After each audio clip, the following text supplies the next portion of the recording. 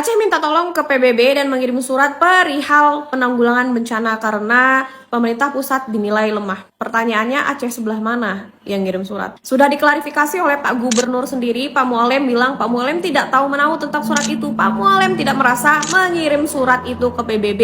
Pak Mualem masih satu komando dan garis lurus dengan Pak Presiden. Kata Pak Mualem nih, kalau Presiden bilang mampu, ya mampu katanya. Belum nyampe 24 jam tentang resminya pemerintah Aceh bersurat ke PBB untuk meminta tolong dalam penanggulangan bencana di Aceh, tiba-tiba ada berita bahwasannya itu sebuah kesalahpahaman. Disampaikan Mualem nggak tahu. Guys, yang pasti bersuratnya pemerintah Aceh itu bukan hoax ya. Media-media besar yang kredibel dan integritasnya selama ini terpercaya pun turut memberitakan. Dan juru bicara Muhammad MTA itu ditunjuk oleh Mualem. Artinya ada komunikasi dan fakta bahwa surat itu sudah dikirimkan oleh pemerintah Aceh ke PBB. Saya tidak membayangkan Heranov, anak-anak berdiri di pinggir jalan meminta bantuan untuk makan. Itu yang saya lihat setiap hari. 3 minggu melihat kondisi Aceh tidak ada perubahan. Seminggu saya berada, lebih dari seminggu saya dan rekan saya Urip Handoyo berada di Aceh, tidak ada perubahan, Heran. Jadi wajar masyarakat Aceh mengibarkan bendera putih kepada pemerintah dan mengirim surat kepada UNDP dan UNICEF untuk meminta bantuan karena tidak. Heranov, lihat sekali lagi di sebelah sana masih banyak anak-anak yang nggak makan. Maka saya tanya berulang-ulang, masuk nggak bantuan? Masuk. Lewat mana masuk? Saya tidak mau dengar ada warga kita yang lapar. Itu aja. Ya. Alhamdulillah tidak. Ya.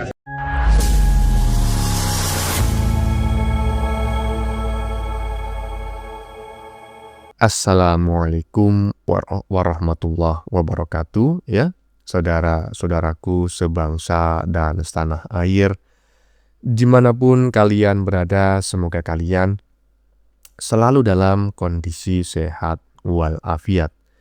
Berjumpa lagi dengan saya di Gaspol Update. Kami bukanlah buzzer pihak manapun, kami hanya menyajikan keputusan ada di tangan Anda.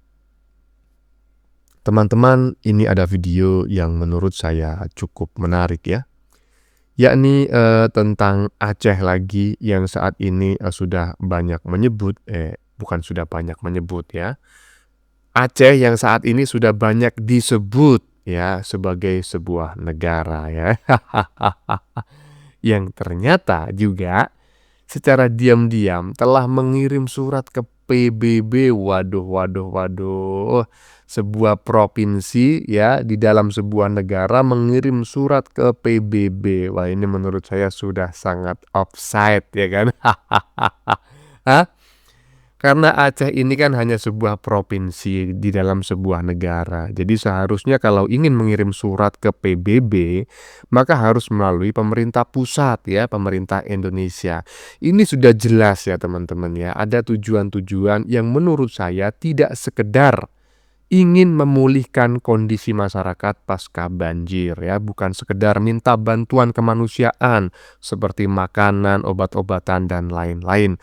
Menurut saya menduga ada tujuan lain di luar semua itu.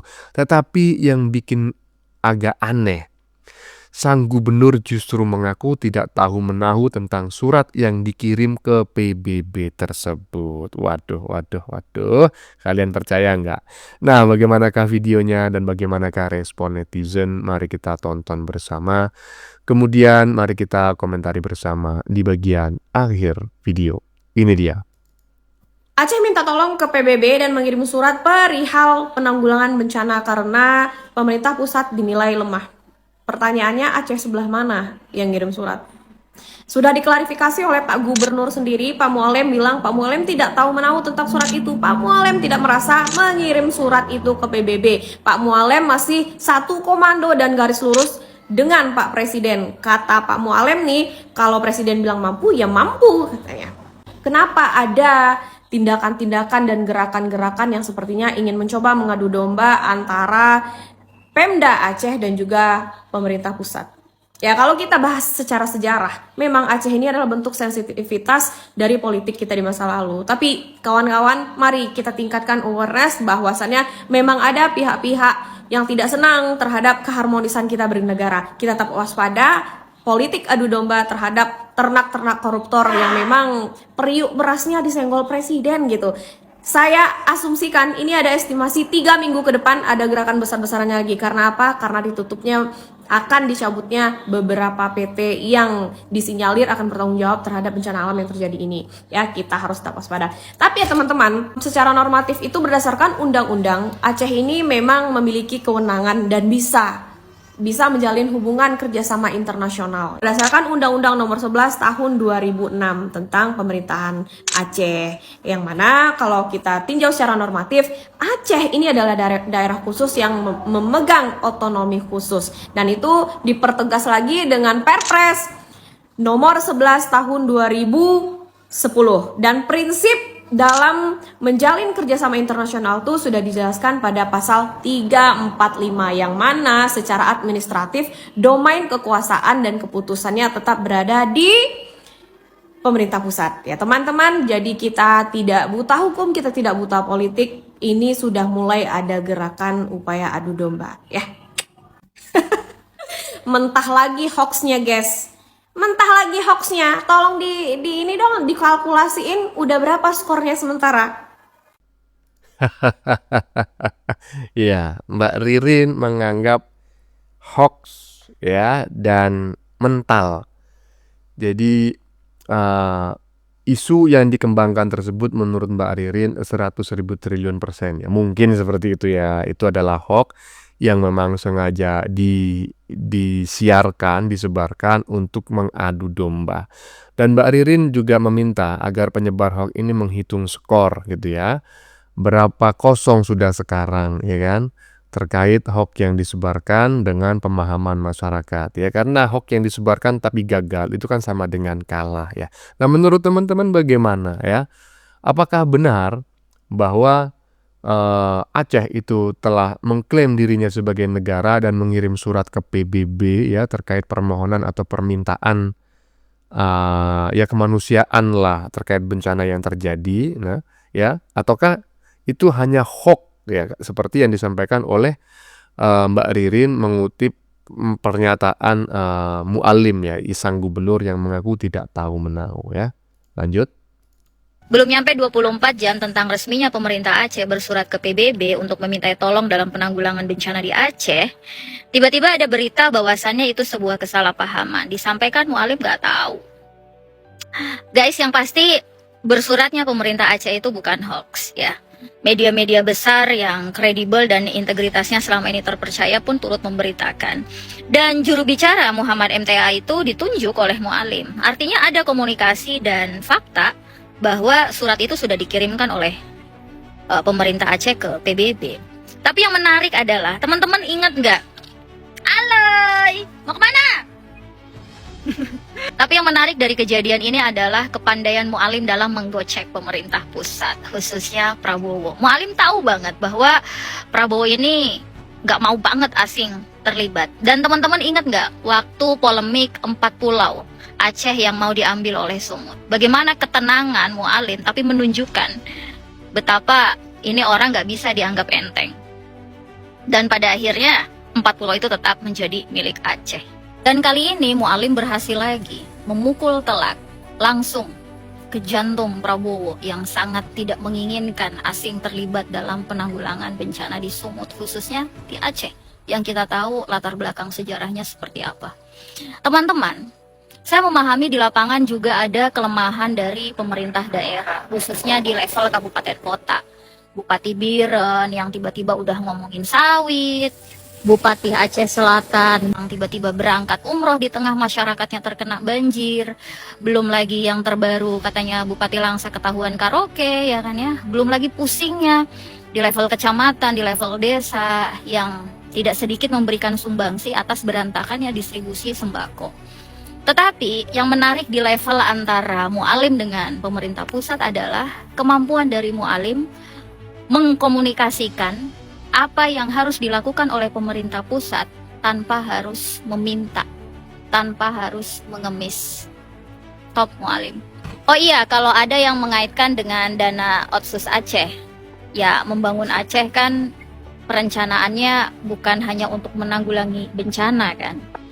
Berbeda pendapat ya kan. Nah, netizen barusan menganggap bahwa Walaupun mu'alim itu mengatakan tidak, ya ini dalam dunia politik gitu kan, bisa saja sen kiri belok kanan, sen kanan justru belok kiri. Sebetulnya dalam dunia politik itu wajar-wajar saja ya ketika ditanya mengaku tidak tahu menahu terkait surat yang dikirim ke PBB tersebut ya. Tetapi menurut netizen barusan bisa jadi sebetulnya mu'alim tahu, ya kan? Memang ada surat yang dikirim ke PBB. Nah, cuma mu'alim mengatakan tidak tahu dan ini dianggap bagian dari strategi menurut mbak-mbak barusan. Nah, perkara benar ataukah tidak, ya kan? Kalau saya sih menganggapnya justru surat ini sepertinya itu benar-benar dikirim. Karena itulah saya sangat kecewa karena kalau surat itu benar-benar dikirim oleh bangsa Aceh gitu ya, oleh negara Aceh ya, dalam tanda kutip negara gitu ya. Saya baru dengar sekarang bahwa Aceh itu adalah sebuah negara, bukan sebuah provinsi. Menurut saya ini adalah sebuah apa namanya ya, tindakan offset dan upaya provokatif. Karena menurut saya bukan sekadar meminta bantuan kemanusiaan. Mengingat pemerintah pusat sudah menganggarkan 51,8 triliun untuk pemulihan Aceh pasca banjir.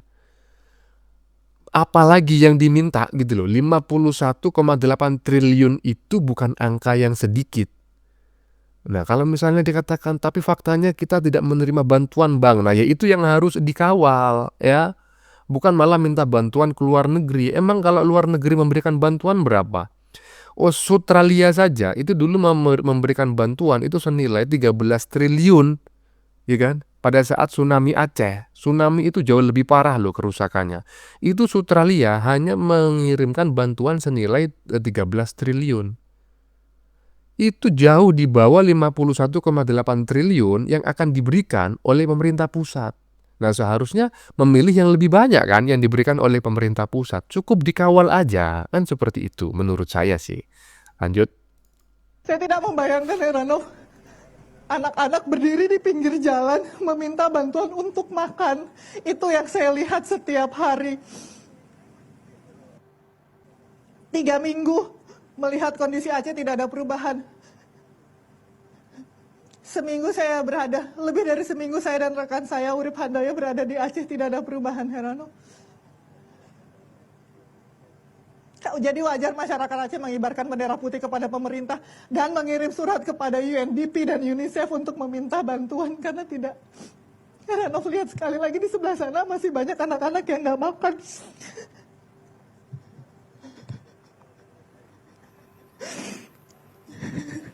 Erian, terima kasih. Tetap semangat di sana. Ini mungkin live terakhir saya di Aceh dan dari tadi kami dititipkan pesan sebagai jurnalis agar bisa memberitakan yang sebenarnya soal Aceh dan ini berat buat kami, Heranov. Oke. Ya, saya no comment teman-teman ya, karena kalau memang benar-benar seperti itu sangat ya menyedihkan dan kasihan sekali. Cuma ya lagi-lagi apakah itu benar? Ya karena itu media Bang, media mainstream. Iya, saya juga seorang mantan jurnalis ya kan. Jangan dipikir pemberitaan itu tidak bisa disetting, tidak bisa diarahkan. Framing itu nyaris dilakukan oleh semua jurnalis gitu ya. Nah, kita nggak tahu apakah itu benar-benar terjadi ataukah memang anak-anak yang di pinggir jalan meminta bantuan tersebut sebetulnya ya memang melakukan itu walaupun di rumahnya itu bantuan masih ada. Bantuan sudah diberikan, tapi karena khawatir nanti akan kehabisan ya, habis kemudian belum ada bantuan lagi, maka anak-anak itu standby di pinggir jalan gitu loh. Mungkin begini loh orang tuanya bilang, daripada kamu nganggur main-main ya kan, coba kamu di pinggir jalan aja, siapa tahu ada orang yang sedang membawa bantuan. Nah, kau minta aja karena siapa tahu bantuan yang saat ini ada, stok yang ada yang di rumah saat ini habis tapi nanti bantuan belum datang. Jadi buat jaga-jaga. Nah, kalau seperti itu posisinya kan berarti mereka ini yang katanya tadi anak-anak meminta bantuan di pinggir jalan itu bukan karena kekurangan makan, tapi untuk apa namanya ya, upaya safety aja gitu loh. Agar mereka ke depan tidak kekurangan makan. Jadi hanya sebuah upaya ketakutan ya, rasa ketakutan tidak bisa makan. Nah, ini harus diperjelas apakah meminta bantuan karena memang benar-benar nggak ada beras di rumah, ataukah ada cuma mereka takut habis. Nah, itu kan berbeda ya. Lanjut. Ini kemarin. Berarti yang mengantar kemari tidak ada dikasih tahu begitu, Pak. Yang tahu kami warga ini dari Ini Enda. dia pakai heli kita kirim. Pakai helikopter. Nah, itu perlu jelaskan sama Pak Bupati. Nah, Pak Abal, saya drop di Triangle Pasir. Ini barangnya saya drop. itu deh kan. Nah, ini barangnya. Yang tahu warga Ini jenis barangnya. Sering Pada juga Pak Kepala bikin Desa sah saja. Benar memang itu. Nah, masuk kan? Yang nggak ada beras. Ya betul. Nah, yang nggak ada beras. Makanya rencana kalau saya pastikan ini nggak ada, saya turunkan lagi helikopternya. Nah, kenapa saya turunkan di helipadnya Triangle? Karena di situ kawasan yang terdekat menurut informasi yang saya terima. Ya, karena untuk menembus lewat jalur darat nggak bisa, sebab lumpur katanya segini, 8 kilo. Ya kan? Nah, sekarang kan saya sudah bisa lihat langsung, dengar langsung. Jadi saya rapat-rapat dengan Jakarta, dengan provinsi saya bisa menyampaikan kondisi terkini. Nah, kalau enggak, saya memastikan itu masih terisolir terus. Jadi Jakarta, setiap saya pesan helikopter tetap dikasih. Maka saya tanya berulang-ulang, masuk enggak bantuan? Masuk. Lewat mana masuk? Saya tidak mau dengar ada warga kita yang lapar. Itu aja. Ya. Alhamdulillah tidak. Ya, sebagai penanggung jawab daerah, saya harus pastikan itu. Dan sebagai pemimpin negara saya tidak berdosa, juga demikian. Ya, makanya saya datang langsung. Saya nggak mau dengar laporan. Ini orang-orang bilang ini lagi WA saya. Ini WA saya. Ya. Nah, info di Alumirah dan Blangseno. Kapayah ribuh bohobi. Stok makanan hanali. Pastikan tidak ada itu. Blangsenong jai ke bantuan. Nah, Blangsenong itu bantuan yang kita kirim termasuk Mbak Irahet dalam titip, Mbak Inazar dalam titip, berulang-ulang itu bantuan. Jadi kalau ada orang yang menggambarkan itu informasi yang hoax, maka kita pastikan itu benar nggak rakyat kita lapar. Nah, Alhamdulillah kemarin di sini nggak ada. Pantai Labu, lapar macam saya datang melalui saya tanya, ada apa? Kami baru terima bantuan dikasih Mapesi yang Bapak kirim. Nah, itu makanya saya di pelosok manapun saya akan datang, saya akan tembus itu untuk memastikan kondisi warga kita.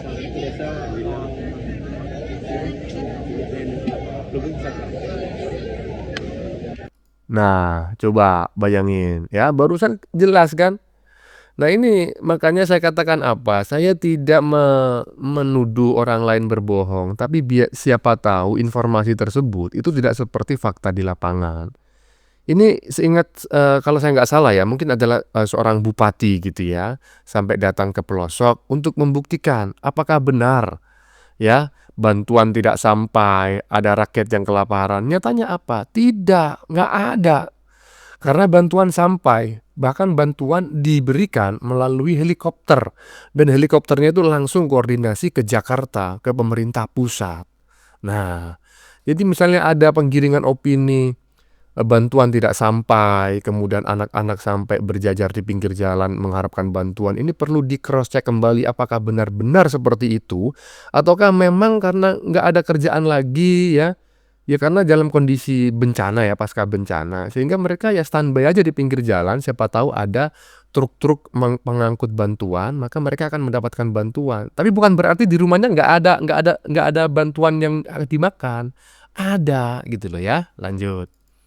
Struktural partai Gerindra, sayap-sayap partai, ada Pira, ada Tidar, ada Kesira, ada Gemira, ada Satria, ada Tani Merdeka, semua bergerak membantu saudara-saudara kami yang ada di Sumatera Utara, Sumatera Barat, dan Aceh. Itulah orang-orang loyalis Pak Prabowo. Ketika ada bencana alam, mereka langsung hadir ya, membantu saudara-saudara kami yang sedang kesusahan. Yang menjadi pertanyaan, mana partai PDIP, mana Megawati, bantu apa dia? Anies bantu berapa? Justru di sana hanya menceritakan anak-anak ya, dikasih semangat. Nggak usah komunis. Di sana sudah banyak orang pinter, ya. Merehabilitasi mental itu nggak perlu Anies, kamu nggak perlu sana. Apalagi Ganjar, ya. Hanya foto-foto diupload di media sosial seolah-olah sudah berbuat banyak di sana. Dan ujung-ujungnya adalah mencari pencitraan. Betul? Dan mana sebutkan relawannya Pak Jokowi yang membantu di sana. Bergelut dengan lumpur menyelamatkan saudara-saudara kami yang bisa diselamatkan. Instrumen negara yang di sana yang hadir, TNI, Polri, bahkan ada yang meninggal untuk menyelamatkan saudara-saudara kami yang terkena bencana alam. Mana ada video-video yang kelihatan di perlihatan Partai Gerindra misalkan, relawan misalkan saya partai, ada Tidar Tunas Indonesia Raya, ada Satria Satuan Relawan Indonesia Raya, ada Pira Perempuan Indonesia Raya, ada Gemira Gerakan Muslim Indonesia Raya, ada Gekira Gerakan Kristen Indonesia Raya. Mereka berjibaku membantu saudara-saudara kami yang ada di Sumatera Utara, Sumatera Barat, dan Aceh karena instruksi dari Sekjen Partai. Ya, walaupun mengandung unsur promosi partai nggak masalah lah ya, karena yang dilakukan adalah perbuatan terpuji, yaitu memberikan bantuan ke Sumatera Utara, Sumatera Barat, sampai Aceh. Nah, ini sekaligus untuk sedikit menampik informasi yang selama ini berkembang bahwa mereka-mereka yang terdampak bencana itu nggak mendapatkan bantuan sama sekali, ya.